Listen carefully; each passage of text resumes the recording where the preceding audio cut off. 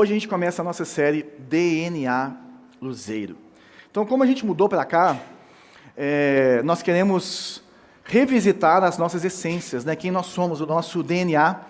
E se você está nos visitando ou resolveu começar a congregar com a gente a partir da nossa inauguração, ou está caminhando com a gente há menos tempo do que as últimas vezes que a gente passou isso, seja bem-vindo. Isso é uma série para os de dentro e para os de fora. Para aqueles que já estão há muito tempo, para a gente lembrar quem nós somos, e para aqueles que estão começando a caminhar com a gente a partir de agora.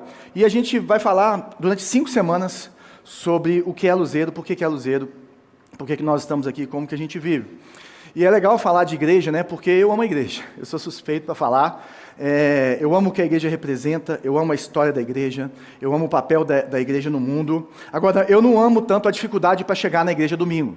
Eu não sei se acontece na sua casa, mas é um menino que perde o sapato, ou o tênis, né? É alguém que dormiu um pouquinho a mais, na hora de sair tem que arrumar alguma coisa, é a menina que não penteou o cabelo direito ainda, e tem que arrumar todo o cabelo, e por aí vai, né? O pessoal reclamando, e desliga o videogame, e aquelas coisas todas, e eu ainda, no meu caso, ainda tendo que mentalizar a pregação. E aí quando a gente chega na igreja, a gente assim, ufa, consegui, I made it. Tipo assim, uau, né? Quem tem 3 filhos sabe o que eu estou falando. É isso aí.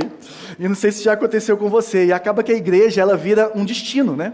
Um lugar que a gente vai, é um evento que a gente frequenta, e isso faz parte do que é ser igreja. Mas uma pergunta que a gente tem que responder hoje, ou que eu gostaria que todos nós estivéssemos na mesma página a respeito de igreja, é o que é igreja para você. Então, se alguém te parasse na rua, aqui na entrada, o que é isso aqui? É uma igreja. Mas o que é igreja?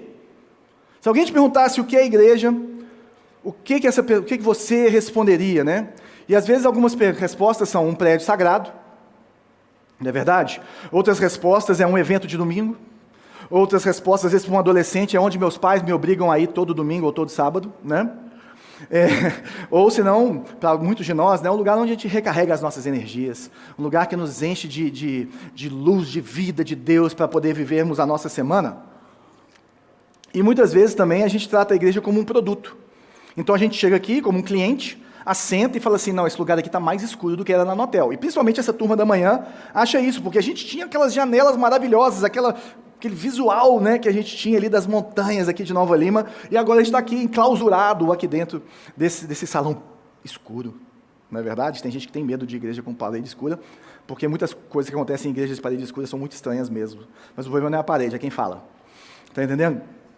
E aí a gente começa a analisar como é que está a música, se está alto, se está baixo, o ar-condicionado, se está funcionando, se não está, o sermão, se é bom, se não é, né? Se o pastor é profundo, se ele é raso, se ele é coach, o que ele é, o café, se estava bom, se não estava, se tinha um adoçante que eu gosto, não é verdade? E essas coisas todas, se o bebedouro funciona ou ele joga água na sua cara, não sei se você já teve essa experiência aqui, tá bom? Mas hoje eu vi uma amiga minha tomando um jato, nós vamos resolver isso, tá, gente? Nós vamos chegar lá, você que já tomou um jato de bebedouro na sua casa, você me perdoa. Mas a gente não conseguiu regular isso ainda. Faz parte desse momento da igreja. E aí a gente pensa assim, eu fico ou não fico nessa igreja, né? Porque o que eu estou consumindo tá bom ou não tá? Mas para falarmos de igreja, então, nós precisamos de olhar para onde ela nasce, o que acontece com a igreja. E na Bíblia, nós temos uma palavra que é usada para definir igreja. E essa palavra está no grego, e essa palavra é eclesia. Então é uma palavra, quando você quiser ser chique, fala, o que é igreja para você? Eclesia. Eu não sei se você sabe, mas a tradução de igreja no inglês, ela não veio de eclesia, ela veio da tradução do alemão, que virou uma forma de falar church, mas era kirk. Mas no português não, no português ela vem de igreja, eclesia, e foi mudando até igreja. Então é a mesma raiz, mas a gente perdeu o significado. Então, o que significaria essa palavra eclesia? E se você olhar na raiz da palavra mesmo, ela significa chamados para fora. Ou se não, também usada para assembleias, mas naquela época, no mundo romano, ela era usada para qualquer tipo de assembleia. Pessoas que eram chamadas para fora de suas casas, para se reunirem em assembleia, para resolverem alguma coisa em relação à sociedade, em relação a uma guerra, em relação a algumas coisas. Então eram pessoas que eram chamadas para fora para fazer uma assembleia, ou convocadas com um propósito para fazer alguma coisa. E aí os autores do Novo Testamento, e o próprio Jesus, usam essa palavra para falar, não, a igreja é essa eclesia. Então, eclesia não é o lugar que você vai, é quem você é. Eclesia são pessoas que são enviadas para alguma coisa. E a igreja, ela nasce em um evento, não sei se você sabe disso. Então, quando Jesus está ressurreto, né, e ele antes de subir para os céus, em Mateus 28, ele fala, Jesus se aproximou deles e disse, toda autoridade no céu e na terra me foi dada. Por quê? Porque ele comprou isso no Calvário. Portanto, vão e façam discípulos de todas as nações, batizando-os em nome do Pai, do Filho e do Espírito Santo. Ensinem esses novos discípulos a obedecerem a todas as ordens que eu lhes dei. E lembre-se disso, estou sempre com vocês até o fim dos tempos. Então, quando Jesus lança a igreja, quando Jesus envia os discípulos, e a partir de então deles, né, nós somos fruto da pregação do evangelho deles, por isso disso tudo, ele não fala, vão e construam prédios para as pessoas irem. Não é verdade? Ele não fala, vão e façam lugares para essas pessoas se reunirem. Na verdade, o que ele fala é, vão e façam discípulos. Ou seja, a igreja, ela tem essa força de ir. A igreja não é um destino, na verdade, a igreja é um ponto de partida. O ideal é que todo culto, no final do culto, a gente orasse aqui enviando vocês para uma missão no mundo. E essa aqui é a realidade da igreja. Vão e façam discípulos. Vão e preguem o evangelho. Por quê? Porque a igreja é um movimento. E no nosso Conheça Luzeiro, né? Tanto é que a aula que a Bela dá e que ela vai dar até amanhã para o pessoal que está fazendo Conheça Luzeiro agora, a gente fala o que é a igreja? Igreja, ela é responsável pela continuidade da obra de Cristo até que Ele venha. Nós cantamos, e nós somos teus pés e tuas mãos, nessa última música. Então, a igreja, nós, esse povo que se reúne, esse povo que se identifica com Jesus, esse povo que foi salvo, lavado, remido pelo sangue de Jesus, esse povo é responsável pela obra de Cristo, pela continuidade da obra de Cristo. E é sobre isso que a gente quer falar, ou sobre como podemos fazer isso, e principalmente hoje, sobre como que esse movimento se organiza, falando que a igreja é um movimento, que ela tem um fundamento, ela tem um DNA, porque ela tem um propósito. Então, são esses 4 pontos que eu quero passar hoje, e basicamente, nas próximas semanas, nós vamos usar muito esse texto de 1 Pedro, no capítulo 2, e quem é antigo aqui da igreja sabe que eu amo esse texto, e dele nós vamos derivar de outros textos para poder passar as verdades que a gente quer passar nas próximas semanas. Então, 1 Pedro 2, 4, está escrito o seguinte: vocês têm se aproximado de Cristo, a pedra viva. As pessoas o rejeitaram, mas Deus o escolheu para lhe conceder grande honra. E vocês também são pedras vivas, com as quais um templo espiritual é edificado. Além disso, são sacerdotes santos. Por meio de Jesus Cristo, oferecem sacrifícios espirituais que agradam a Deus. Como dizem as Escrituras, põe em Sião uma pedra angular, escolhida para grande honra, quem confia nela jamais será envergonhado. Sim, vocês os que creem, reconhecem a honra que lhe é devida, mas para os que não creem, a pedra que os construtores rejeitaram se tornou a pedra angular. E também, ele é a pedra de tropeço, rocha que faz as pessoas caírem. Tropeçam porque não obedecem à palavra e, portanto, deparam com o destino planejado para elas. Vocês, porém, são povo escolhido, reino de sacerdotes, nação santa, propriedade exclusiva de Deus. Assim, vocês podem mostrar às pessoas como é admirável aquele que os chamou das trevas para a sua maravilhosa luz. Antes, vocês não tinham identidade como povo, agora são povo de Deus. Antes não haviam recebido misericórdia, agora receberam misericórdia de Deus. Então, como nós falamos, gente, na igreja primitiva não tinha prédio. As pessoas se reuniam em casas, em outros lugares, né? Não sei se você sabe, mas na igreja primitiva não tinha Bíblia. A Bíblia foi escrita a partir dali, poucas pessoas sabiam ler, né? O que eles tinham era uma versão em grego koiné do Antigo Testamento, né? E que eles iam interpretando aquilo a partir de Jesus. Aí os ensinos de Jesus eram escritos por aquelas pessoas que conviveram com ele, e a partir daí nós temos essas cartas inspiradas que foram sendo comprovadas como inspiradas pelo Espírito Santo ao longo da história da igreja, nos primeiros 2, 3 séculos, até que ali em Constantino, quando junta ali aquele pessoal no concílio, eles falam assim, juntam aquilo que é a palavra de Deus. E tem gente que fala assim, mas a palavra de Deus então foi feita pelos católicos, foi feita por pessoas... Não, eles só reconheceram aquilo que já existia. O povo de Deus, nas suas reuniões, já circulava e copiavam essas cartas e já reconheciam quais eram inspiradas e quais não eram. Eles só juntaram essas coisas, não foi um concílio que resolveu, foi o testemunho da igreja que resolveu. Isso é muito importante que fique no seu coração, mas eles não tinham Bíblia, eles não tinham banda, imagina, gente. Complicado, né? Eles não tinham banda, eles só se reuniam nesses lugares, eles não tinham nem tanta discussão teológica de quem que acreditava que era eleito, que não é, essas coisas todas, eles tinham problemas teológicos claros, mas não tinha essa chatura que a gente tem. Eles se reuniam em volta de uma certeza, e a certeza é essa aqui, ó. Jesus Cristo de Nazaré é o Filho de Deus, enviado por Deus para explicar Deus e reconciliar o mundo com Deus. Eles se reuniam em torno dessa verdade. A única verdade que importa. A verdade verdadeira, a verdade que gera a igreja, que Jesus, ele é o Filho de Deus, que ele foi enviado por Deus, ele é 100% Deus, 100% homem, e ele explica quem Deus é, porque a gente canta aqui, né? Ele é o resplendor da glória do Pai, a expressão exata do seu ser. Então, se Deus fosse homem, não, Deus já foi homem, Deus é Jesus. E Jesus é a imagem exata de Deus. Então ele explica a Deus, ele fala quem Deus é, ele conta os mandamentos de Deus, porque ele é a palavra, ele é Deus, e ele reconcilia o mundo com Deus por meio do seu sacrifício. É isso que Jesus faz. Então a crença dessas pessoas não começa ancorada em um livro. Essa crença, ela começa ancorada em um evento. E o evento se chama Ressurreição de Jesus Cristo. O livro, ele aponta, o livro, ele é inspirado, o livro, ele nos ensina quem Deus é, ele nos mostra, ele nos fala o que é de Deus, o que não é de Deus, mas se Jesus não tivesse ressuscitado dos mortos, nada disso teria acontecido. Então, gente, nós cremos num Deus que vive, nós cremos num Deus que ressuscitou, e esse evento transformou a humanidade. Esse evento que gera o que nós chamamos de igreja. O problema é que esse evento é feito de gente. Esse evento, ele é passado de geração em geração por pessoas. E pessoas são complicadas. Pessoas têm defeitos. Pessoas, às vezes, são mal intencionadas também. E aí, muita gente erra, a gente erra. Então, o que acontece com esse movimento? Nós temos pessoas que são machucadas pela igreja.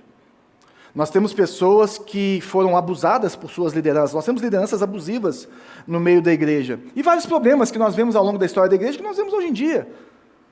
Porque nós somos falhos. E porque também no meio da igreja existem lobos vestidos em pele de cordeiro. E o nosso papel é discernir essas coisas. O problema é que quando a igreja perde a direção, ela perde a sua influência.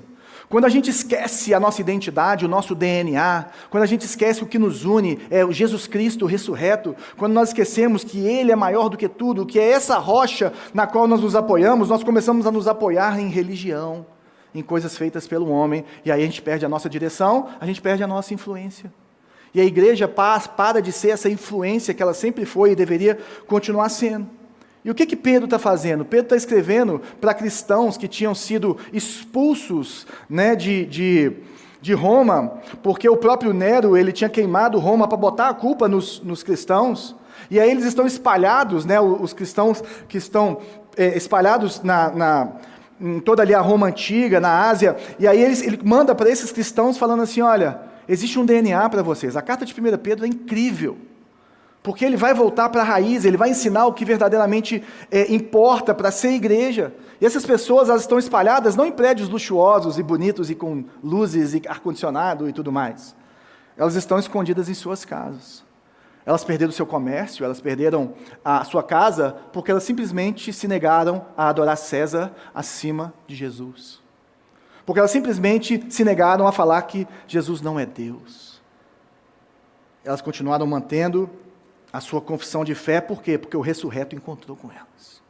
Então Pedro está escrevendo para essas pessoas, ele traz para a gente essas 4 imagens nesse capítulo, e ele começa falando que a igreja é um movimento, ele fala, vocês têm se aproximado de Cristo, a pedra viva, as pessoas o rejeitaram, mas Deus o escolheu para lhe conceder grande honra, e vocês também são pedras vivas, com as quais um templo espiritual é edificado. Olha que interessante. Ele fala então que nós somos pedras vivas. Por quê? Porque Jesus Cristo, ou em Jesus Cristo, a partir do momento que você recebe a Jesus Cristo, você se torna vivo espiritualmente. Ele transforma a sua vida, você é transportado para o reino dele. Então ele é a pedra viva, ele é o fundamento, ele que é o centro desse movimento, que nós vamos falar isso mais para frente, num versículo que é melhor, mas ele está falando que à medida que nós nos aproximamos dele, quanto mais perto você estiver de Jesus, mais vivo você está. mais você conhece Ele. Quanto mais você se aproxima, você entende melhor a sua função nesse reino. Quanto mais você se aproxima, você entende que existe um propósito para você. E a ideia aqui, quando ele fala templo espiritual, com as quais um templo espiritual é edificado, então ele traz essa ideia de coletividade. Coletividade, essa palavra, a palavra que eles usam muitas vezes para templo é naos. E a palavra naos, né, ela é usada só 2 vezes para uma única pessoa no Novo Testamento. Ela é usada para Jesus, quando ele fala, eu sou o verdadeiro templo, porque ele está falando que ele é o Santo dos Santos. Mas ela também é usada para uma única pessoa por Paulo, em 1 Coríntios, no capítulo 6, acho que no verso 19, quando ele fala assim, vocês são templo do Espírito Santo. E como é que você vai tratar o templo dessa forma, quando ele está falando a respeito da sexualidade e de lidarmos de qualquer forma com a nossa sexualidade?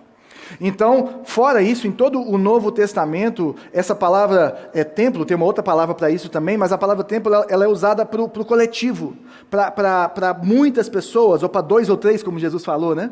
Quando tiver 2 ou 3 reunidos ali, eu estarei. E ele fala que a igreja, então, ela não é feita de tijolo, ela é feita de gente, e gente viva.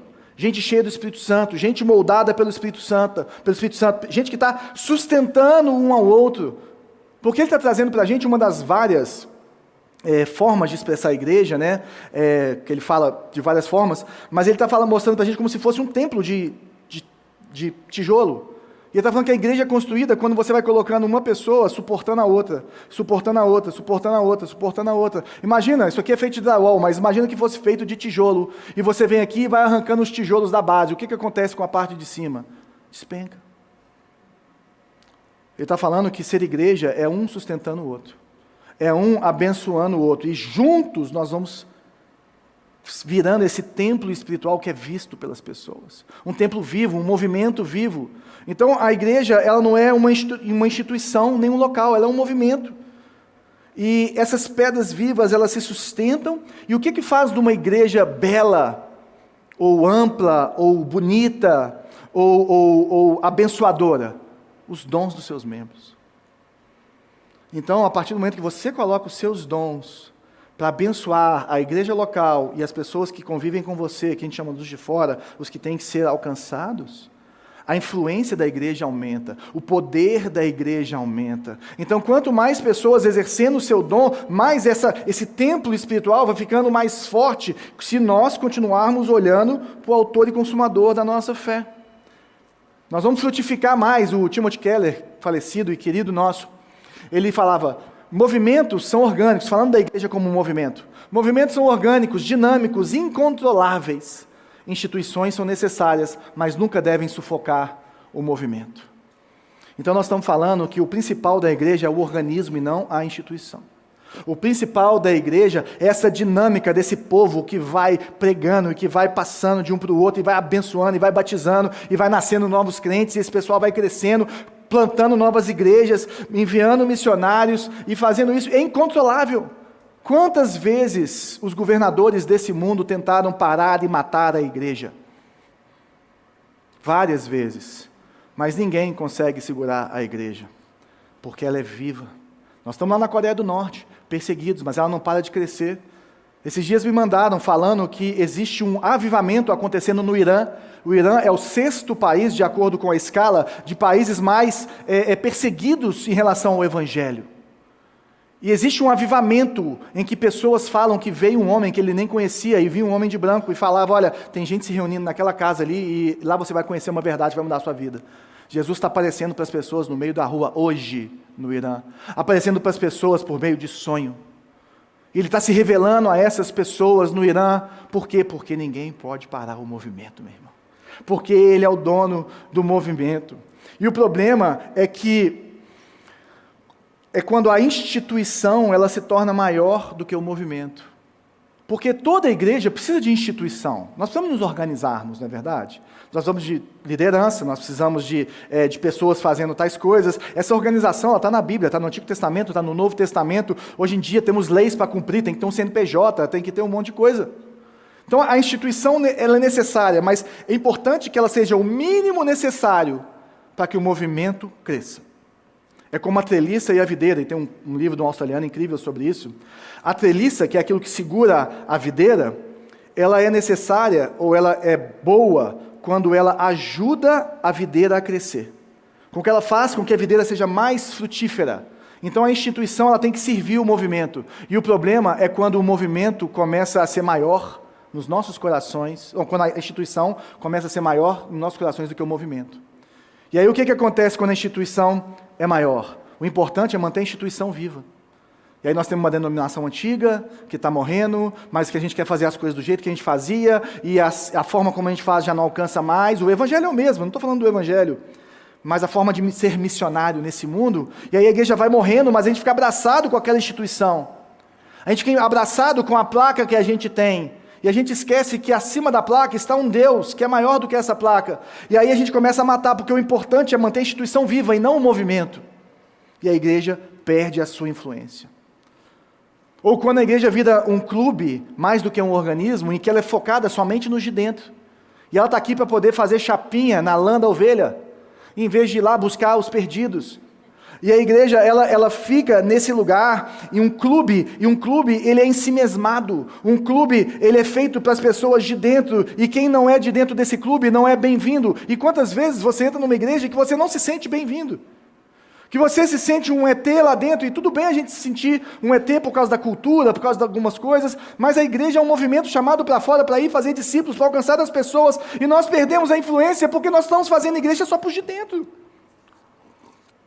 Nós estamos pensando só nessas pessoas. E o que era estranho? Sabe o que era estranho em relação aos cristãos, os seguidores de Jesus? Porque toda religião naquela época eles tinham um templo, sacerdotes e sacrifícios. E aí ele olhava para aqueles crentes, e os caras não tinham templo, eles reuniam nas casas. E os caras não tinham sacerdotes, todos eram sacerdotes, nós vamos falar sobre isso. E os caras não tinham sacrifício, porque Jesus é o último. Eles não precisavam de matar bicho, eles não precisavam de ficar arrecadando as coisas, Jesus é o último. E aí todos nós somos templos, todos nós somos sacerdotes. É isso que Pedro está falando, além dele falar que nós somos pedras vivas, ele fala, vocês são sacerdotes santos. Ele não está falando para os presbíteros, quando ele fala ali no capítulo 5, que são os pastores da igreja. Ele está falando para toda a igreja. Essas cartas, elas circulavam e eram lidas para todos da congregação, para as pessoas que estavam ali, para os de dentro e para os de fora. E ele olha para aquilo, e ele fala, vocês são sacerdotes, e a gente precisa lembrar, se você é crente, meu irmão, você precisa lembrar que você é um sacerdote. O que significa um sacerdote? Um sacerdote é quem media Deus e o homem. É ou não é verdade? Então, por exemplo, você olha para o catolicismo, nós vamos olhar para o padre, né, de acordo com a tradição, alguém que vai mediar Deus e você, não é verdade? Mas o que a Bíblia nos ensina é que todos nós somos sacerdotes. O pastor, o João, não é um mediador entre Deus e você, Jesus é. Só que até Jesus entrar na sua vida, você precisa de um mediador, mas não é um pastor, é um crente. Então, meu querido, você é um sacerdote do Deus vivo para qualquer pessoa que não conheça a Deus. E você precisa mediar essa presença na qual já foi revelada para você, derramada dentro de você pelo Espírito Santo, com as pessoas que estão ao seu redor. E esses sacerdotes, eles são santos, e santo significa separado para Deus, de uso exclusivo de Deus. Então, essas pessoas, elas emanam a glória e a santidade de Jesus. Eles são separados por e para Jesus. Você tem sido um sacerdote, e você tem sido um sacerdote santo, que as pessoas veem a vida de Jesus em você. Só que ele não para aí, ele fala que nós temos que essas pessoas, esses sacerdotes santos, eles oferecem sacrifícios espirituais. Então a gente não mata mais ovelha, na verdade, a gente não mata mais pombinho. O que a gente faz? O que seria então sacrifícios espirituais se o sacrifício definitivo, perfeito em relação ao nosso pecado já foi feito em Jesus Cristo? O que é esse sacrifício? O que seriam sacrifícios agradáveis a Deus, como o salmista fala, não é verdade? E o que a gente oferece hoje? Porque nós não vamos oferecer esses sacrifícios para obter perdão, porque o perdão já foi conquistado.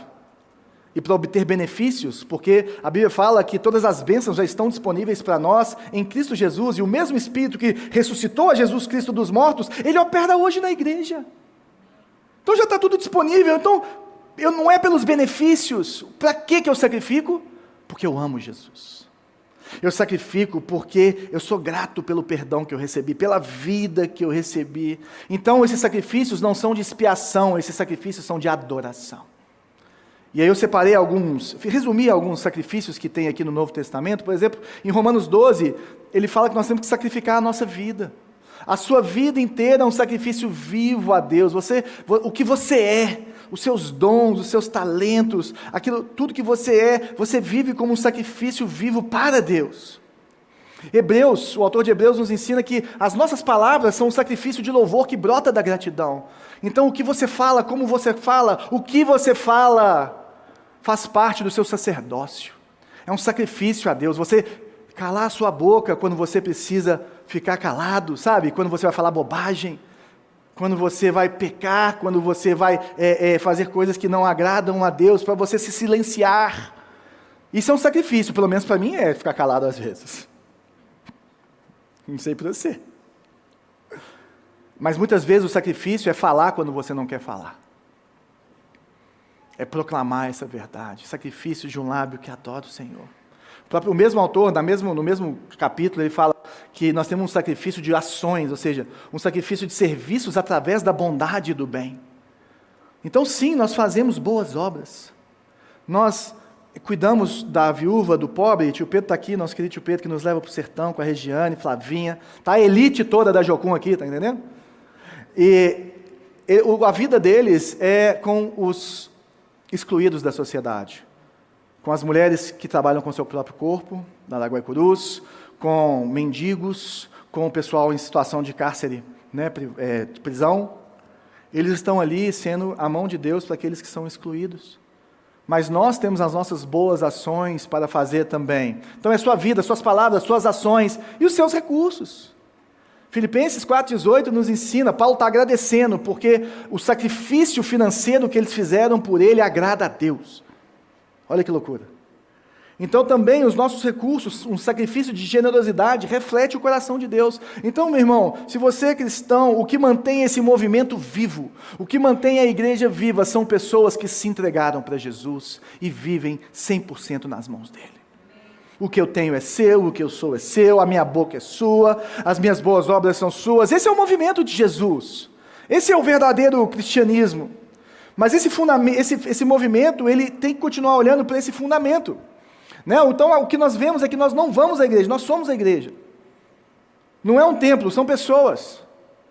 Nós vivemos isso. E Pedro continua falando, como dizem as Escrituras, põe em Sião uma pedra angular, escolhida para grande honra, e quem confia nela jamais será envergonhado. Essa questão da pedra angular, ela é a base da construção daquela época. Então a pedra angular, ela era a mais cara, a mais preciosa, e ela era extremamente bem colocada, porque se ela estivesse mal posicionada, toda a construção sairia errado. É como se fosse o fundamento, o que nós usamos hoje, o fundamento dos prédios. O fundamento da construção naquela época era essa pedra angular. O que ele está falando para essas pessoas que construíam naquela época, eles sabiam o que eles estavam falando. Para minha edificação ficar certa, eu preciso estar sempre mirando para a pedra angular, olhando para ela. Então, o que ele está trazendo para esses cristãos perseguidos, sem recursos financeiros, e às vezes até um pouco amedrontados com aquilo que estava acontecendo, é que se eles continuassem olhando para Jesus e buscando Jesus, tudo ia dar certo. A igreja ia continuar avançando, meu irmão. Porque o que mantém a igreja viva não é a nossa tradição. O que mantém a igreja viva não é o nosso gosto pessoal. É olhar para a pedra viva, é olhar para Jesus, é estar fundamentado nele, é estar nele. Como é que ele termina o Sermão do Monte?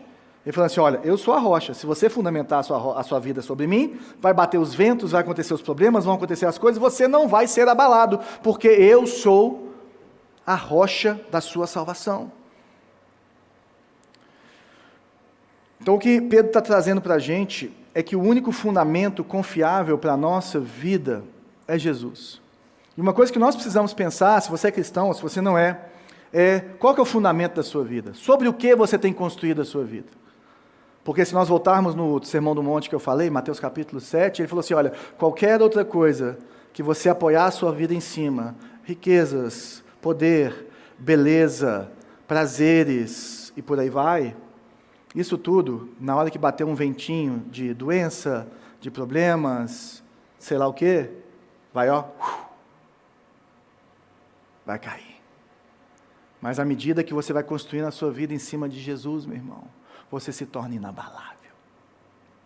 Não que você não vai sentir, não que você não vai chorar, não que essas perdas não vão gerar alguma coisa em você, mas você tem o autor e consumador da sua fé. Eu gosto muito desse final desse versículo, quando ele fala assim, olha, quem confiar nela jamais será envergonhado. Olha que loucura isso. Esse cara Pedro, foi enforcado de cabeça para baixo. Enforcado não, crucificado de cabeça para baixo, como um Marte. Porque ele não queria ter a honra de ser crucificado como Jesus, então ele pediu para ser crucificado de cabeça para baixo. E ele está falando que nós não vamos ser envergonhados, porque nem a cruz que matou ele era uma vergonha. Aquilo era glória, porque até morrer pelo nome de Jesus era mais glorioso do que viver para esse mundo. Então quem confiar nessa rocha jamais vai ser envergonhado. Sim, vocês, os que creem, reconhecem a honra que lhe é devida. Sim, vocês crentes, vocês reconhecem que a Jesus que é toda a honra, toda a glória, todo o poder é para Ele. Mas, para os que não creem, a pedra que os construtores rejeitaram se tornou pedra angular. O nosso combustível, então, é a glória de Deus. O que faz uma pessoa ser um mártir? O que faz uma pessoa abrir mão de prazeres que ela ama? O que faz uma pessoa viver de uma forma mais simples em relação aos seus recursos? É porque ela ama Jesus acima disso tudo. Mais do que isso tudo. E é esse o lugar, né? O Piper fala que o nosso prazer em Jesus é o que mantém esse movimento vivo, né? Ou Deus é mais glorificado em nós quando estamos mais satisfeitos nele.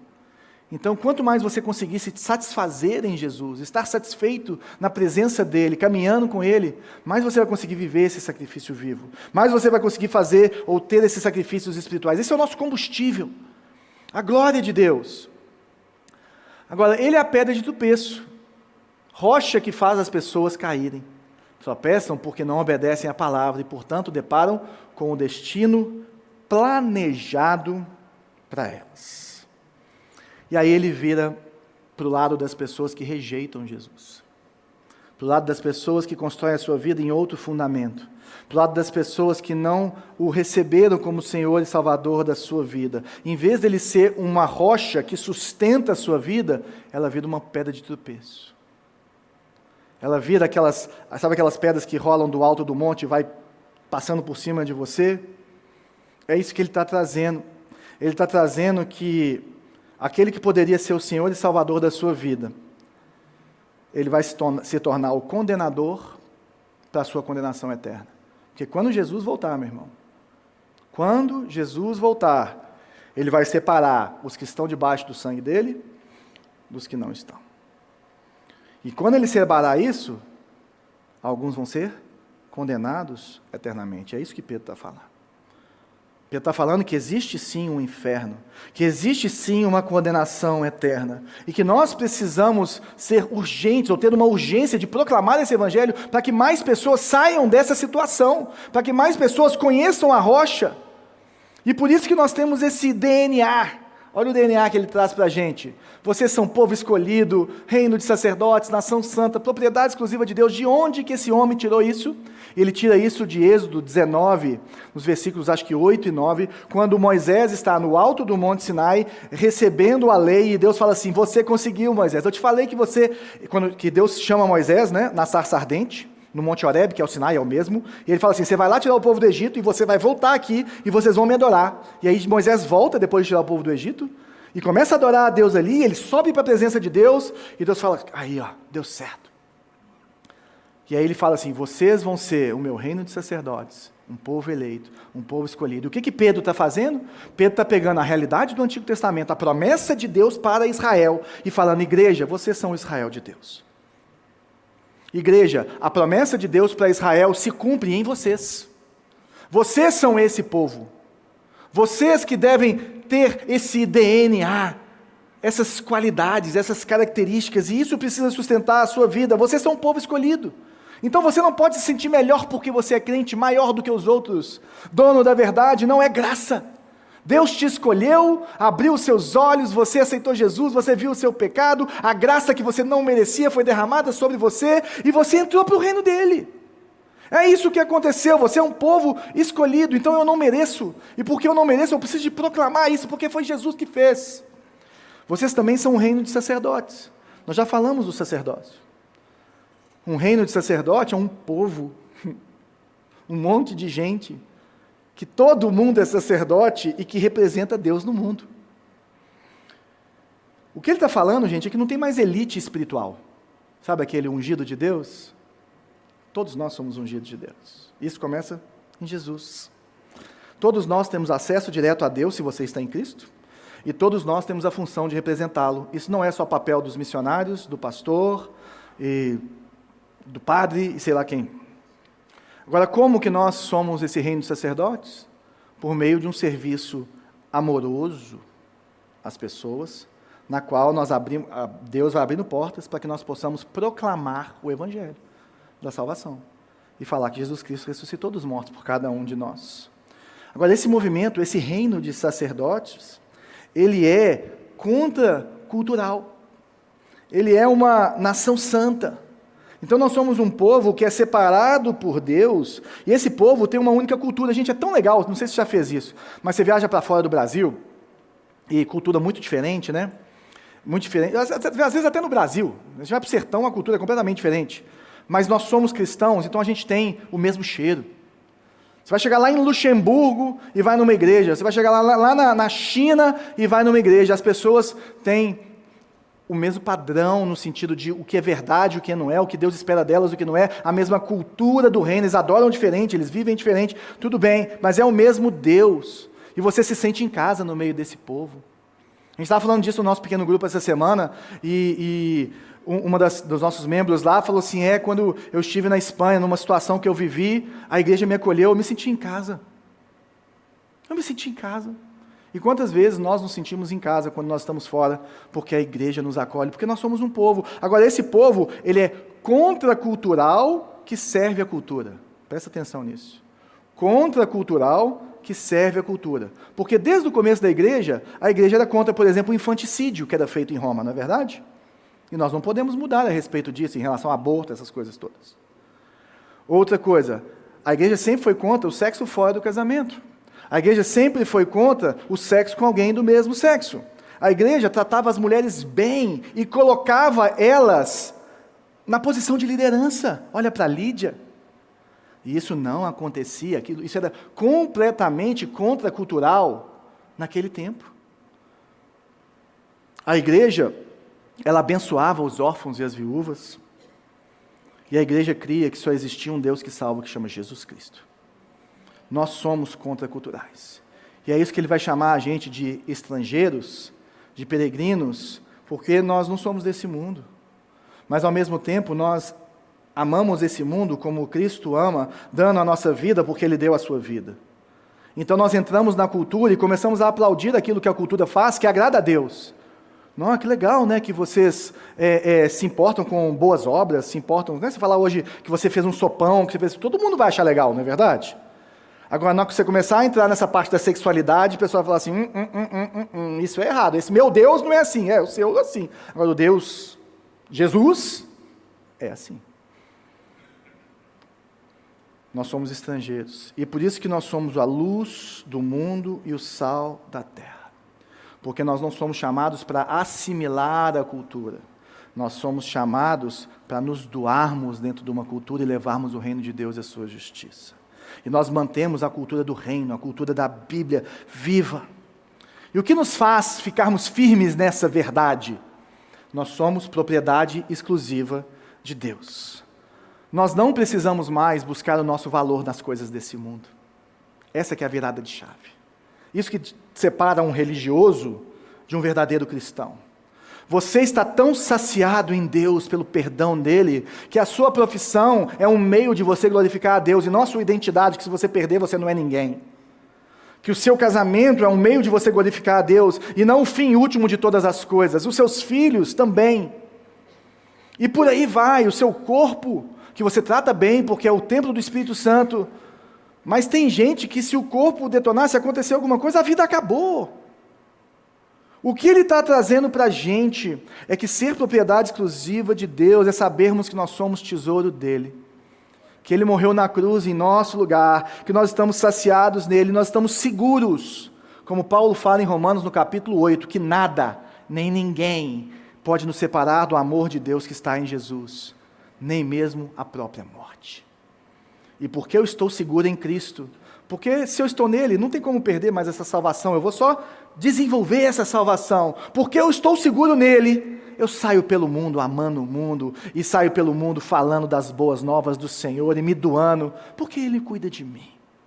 Porque ele é meu Senhor e o meu Salvador, e porque nele eu encontrei sentido. E essa que é a história de Agostinho, quando ele fala da cidade dos homens e a cidade de Deus, quando ele está falando de Gênesis capítulo 11, da Torre de Babel, e quando ele está falando da Nova Jerusalém. Ele fala, a cidade de Deus é formada por aqueles que amam a Deus, olha isso. O reino de Deus é formado por aqueles que amam a Deus até o desprezo de si mesmos. Você ama tanto a Deus que você despreza até o seu próprio corpo e a sua própria vida em amor a Ele. Em contraste com a cidade dos homens, formada por aqueles que amam a si mesmos, até o desprezo de Deus. Essa é a diferença da igreja para o mundo. Esse é o DNA desse movimento. Esse é o DNA daqueles que estão no fundamento que é Jesus, e daquele movimento que é gerado a partir de Jesus. E para a gente terminar, nós somos um movimento que tem um fundamento, que tem um DNA com um único propósito. Assim, vocês podem mostrar às pessoas como é admirável aquele que os chamou das trevas para a sua maravilhosa luz. Antes vocês não tinham identidade como povo, agora são povo de Deus. Antes não haviam recebido misericórdia, agora receberam misericórdia de Deus. Qual que é o nosso propósito como igreja? Por que ser igreja? Mostrar às pessoas como é admirável aquele que nos chamou das trevas para a sua maravilhosa luz. Mostrar significa encarnar, viver, deixar Deus te usar. E essa que é a essência da palavra eclesia que eu contei para vocês. Nós fomos chamados para fora das trevas com o propósito de levar a luz de Cristo. Com o propósito de anunciar, de proclamar, de mostrar, de cantar a história de Jesus, o que Jesus é. E o N.T. Wright, um outro autor incrível, ele fala que a igreja existe não para que os cristãos sejam tirados do mundo, mas para que o mundo seja transformado pela presença do povo de Deus. Tirar as pessoas do mundo é o primeiro passo. Transformar o mundo é o que nós queremos. Transformar a realidade. Olharmos para a história da igreja e vermos, eu não canso de falar isso, a sociedade ocidental impactada por cristãos que viveram isso aqui, contra o infanticídio, contra a escravidão, contra o racismo em relação a negros, brancos e por aí vai, contra mulheres não poderem ter acesso ao voto, contra mulheres não terem acesso ao estudo, contra isso tudo. Por quê? Porque eles encarnaram a verdadeira essência do movimento de Jesus. Mas você é chamado para viver assim. Eu sou chamado para viver assim. Nós somos, como a gente falou no começo, responsáveis pela continuidade da obra de Cristo até que Ele venha. Jesus está redimindo todas as coisas e nós somos os seus pés e as suas mãos. Então, gente, a nossa missão, ela não é encher esse prédio somente. Eu quero que você encha esse prédio rápido. Vamos colocar uma meta, né? Quando que nós vamos começar o segundo culto da manhã?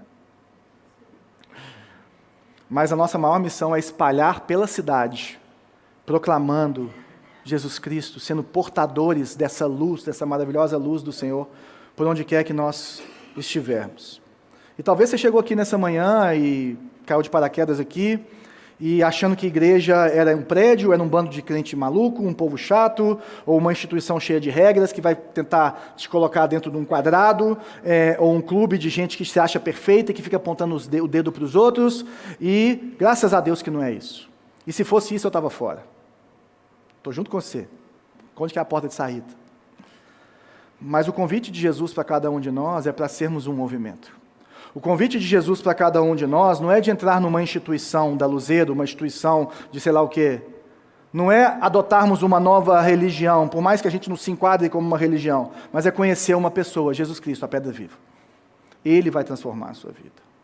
Ele pode mudar a sua história.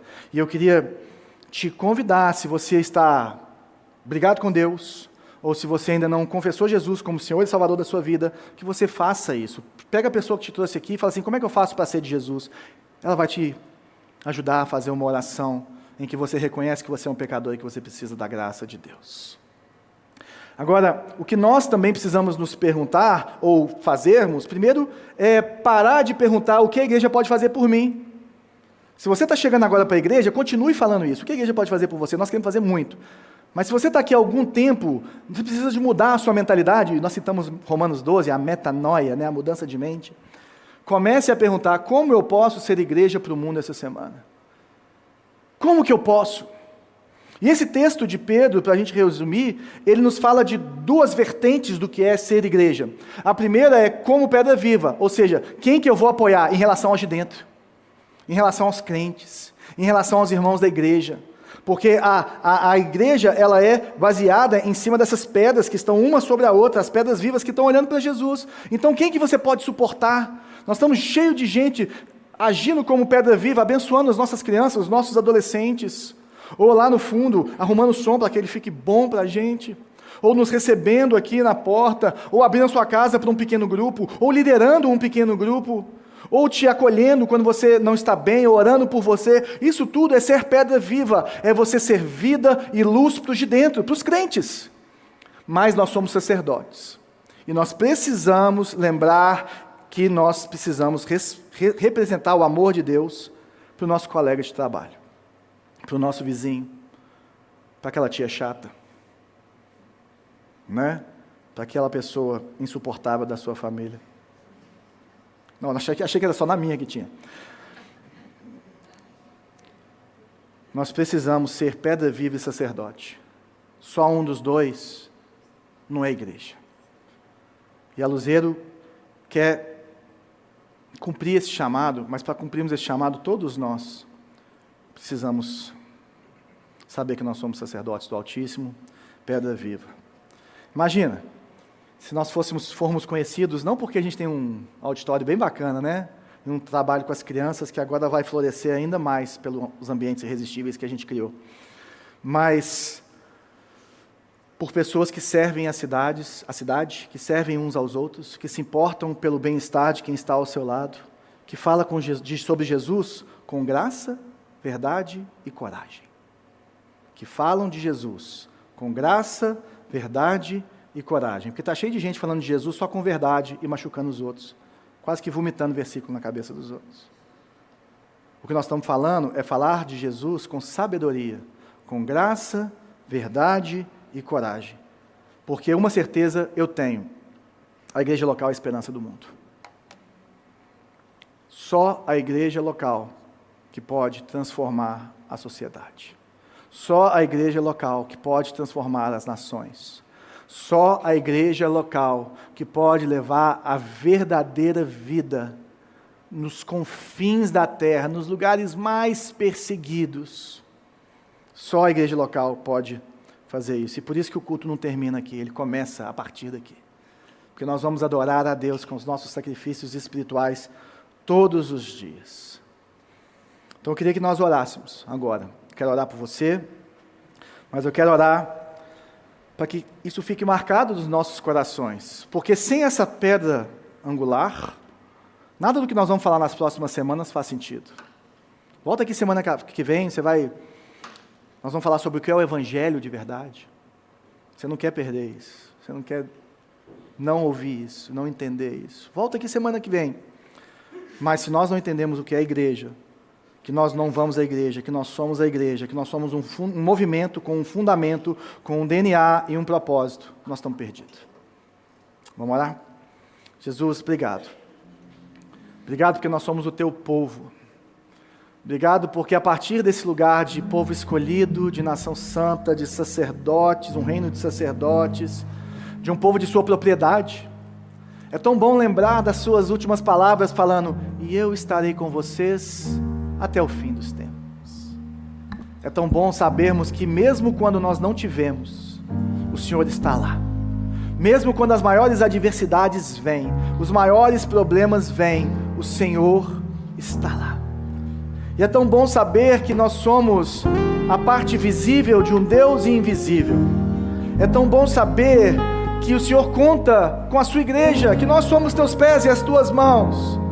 E nessa manhã, Senhor, eu oro por cada um que está aqui, para que seja a igreja, para que viva intensamente para o Senhor, para que tenha o Senhor como a rocha inabalável na qual constrói a sua vida, que todos os outros fundamentos das nossas vidas caiam por terra, porque nós queremos que o Senhor seja o verdadeiro, firme fundamento das nossas vidas. Senhor, eis-nos aqui. Obrigado pela salvação. Salva quem ainda não foi salvo aqui nessa manhã. Convence do pecado, da justiça e do juízo. É o seu Espírito que faz, não é o pregador. Mas capacita a sua igreja. Depois que o Senhor falou isso, o Senhor pediu para eles ficarem esperando em Jerusalém até que o Espírito viesse. E o teu Espírito veio como chamas de fogo e incendiou a igreja, e ela nunca mais parou. Então eu oro por homens e mulheres cheios do Espírito Santo do Senhor, queimando pelo Senhor como chamas de fogo. Pessoas que passam e chegam, e onde chegam, chega a luz na escuridão, chega a vida do Senhor, chega o reino de Deus, um reino de sacerdotes que avança porque a sua igreja avança.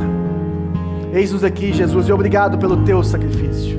Nós vamos celebrar a ceia do Senhor, sabendo que é pela graça, que nós somos um povo eleito, um povo escolhido pelo Senhor, e a sua graça nos alcançou. Nós não fizemos nada, mas a sua graça irresistível se revelou a cada um de nós, para que pudéssemos receber a salvação que vem do alto e não de baixo. Em nome de Jesus. Nós vamos passar a ceia, você vai passando aí pelo seu corredor, enquanto nós adoramos o Senhor com essa